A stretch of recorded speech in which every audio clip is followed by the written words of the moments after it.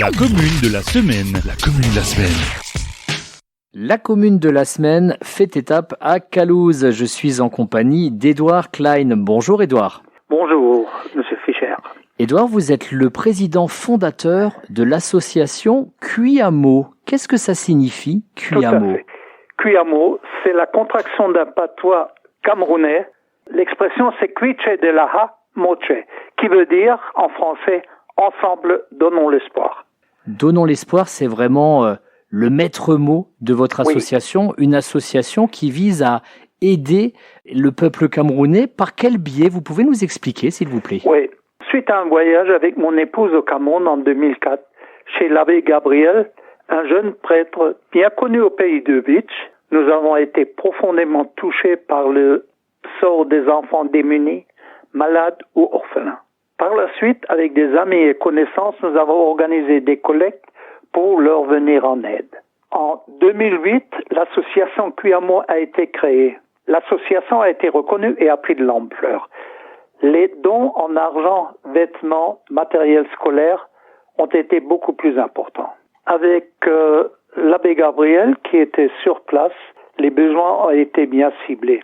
Nous travaillons sur un secteur géographique au nord de Douala, qui est la capitale économique du Cameroun, la capitale politique étant Yaoundé.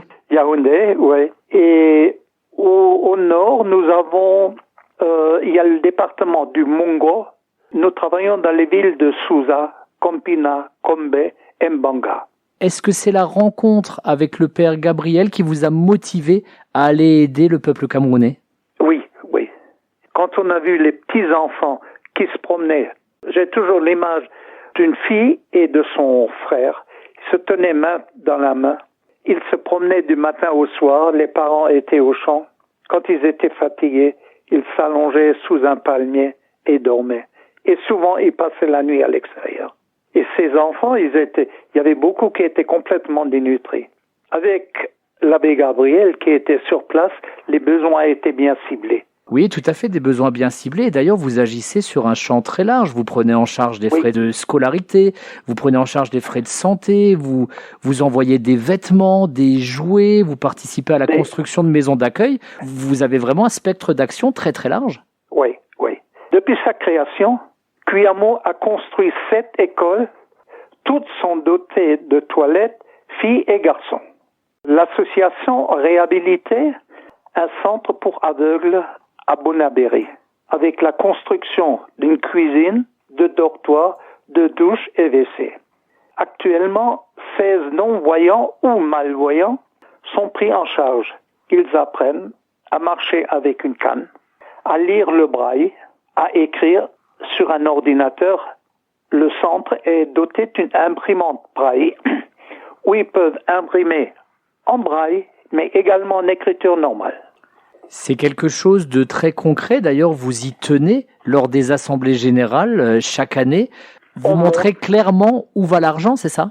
Ah oui, les gens qui viennent à l'assemblée générale voient exactement où va l'argent qu'ils ont donné.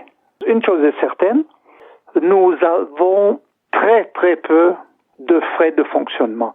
C'est-à-dire que de chez nous, chacun paye ses frais, à moins que ce soit des sommes très élevées comme les transferts de colis, etc. Malheureusement, avec la crise actuelle, les frais de transport ont été multipliés par 3, voire 4. Actuellement encore, j'ai entre 4 et 5 mètres cubes de colis chez moi dans le garage qui vont partir entre Noël et Nouvel An. Ça revient entre 2500 et 3000 euros. C'est peut-être le moment de profiter de la commune de la semaine pour lancer un appel, pourquoi pas à la générosité des Beach-Erleners. Peut-être vous pouvez nous dire comment est-ce qu'on peut vous soutenir, comment ça se passe? Pour nous soutenir, vous pouvez envoyer des dons à l'association Cuiamo, 7 rue des Vergers, 57 412 Calhausen. En fin d'année, vous recevez un reçu fiscal où ils peuvent déduire jusqu'à 66% de leurs dons. On est actuellement dans la période des fêtes. On le sait qu'à Noël, on se fait plaisir, on essaie de faire plaisir à sa famille. On voit des fois des sapins où il y a des cadeaux, il y a plus que des cadeaux, il y a une montagne de cadeaux. Est-ce que parfois on ferait bien de penser un petit peu à des gens qui sont moins bien lotis que nous? Ah oui, parce que ces gens, c'est comme chez nous quand on entendait nos anciens qui disaient, quand nous on a eu une mandarine ou une orange, qu'est-ce qu'on était heureux à Noël. Et chez ces enfants, c'est pareil. Nous leur avons distribué des stylos dans une école maternelle, des stylos, des bonbons, mais c'était une richesse pour eux. Et est-ce que pour vous, c'est une richesse de donner? Bien sûr, bien sûr.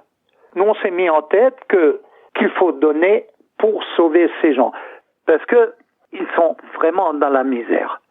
Dans la région où nous sommes, il y a de grosses plantations, ou même des Français bien connus, ont des plantations de dizaines et de dizaines d'hectares de bananeraies, de plantations de palmiers à huile ou des VA. Les VA, c'est pour le caoutchouc.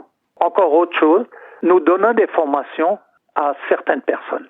Plusieurs personnes ont pu bénéficier de formations.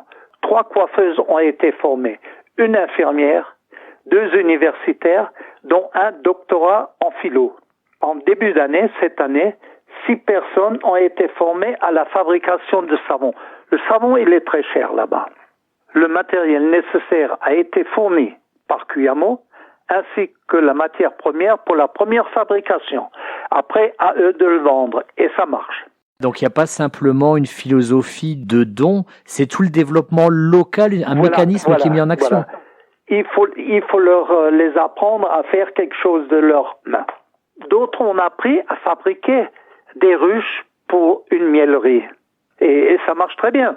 L'association a pris en charge des orphelins ainsi que des déplacés de guerre. Elle paye la scolarité de 9 jeunes au collège et de 6 enfants au primaire. Très souvent, c'est la nourriture et l'école. L'école est obligatoire au Cameroun, mais elle est payante. Alors les gens qui n'ont rien, ils ne peuvent pas mettre leurs enfants à l'école. Les habitants devaient faire 4 kilomètres pour chercher de l'eau, une eau plus ou moins polluée. L'association a foré 2 puits. La population bénéficie maintenant d'une eau potable. Nous avons même été félicités par les médecins du dispensaire qui disaient que le nombre de problèmes gastriques a été divisé par 3 ou 4. L'association a aussi pris en charge des frais d'opération et de rééducation de plusieurs jeunes. Est-ce que ça vous rend fier, Monsieur Klein, cette action que vous réalisez avec, il faut le rappeler, plus de 200 bienfaiteurs? Vous avez réussi à fédérer du monde autour de vous. Oui. Fier. Notre fierté, c'est aider les jeunes. Et notre travail cible principalement les enfants. Qu'il ne faut pas oublier, et ce que beaucoup de personnes ignorent, c'est qu'il y a une guerre civile là-bas, justement sur notre secteur. Il y a des morts. Par ce fait, on a augmenté nos nombres d'enfants qu'on a admis, des orphelins qu'on a pris en charge. En conclusion, depuis 2008 à ce jour, l'association a investi plus de 200 000 euros dans cette région. C'est pas rien. 200 000 euros, c'est du concret, un très beau geste de solidarité réalisé par l'association de la population locale et de locale et la population répartie sur tout le territoire, mais principalement du pays de Bitche et de notre région ici. Une belle solidarité, oui. Un très beau projet. Bravo à toute l'équipe de Cuyamo, représentée aujourd'hui par son président fondateur, Edouard Klein. Et n'hésitez pas, chers auditeurs, à aller faire un saut sur le site cuyamo.fr et pourquoi pas faire un geste en cette période de Noël et penser aux plus démunis et aux petits Camerounais qui ont bien besoin de notre aide. Merci beaucoup, Monsieur Klein. Merci.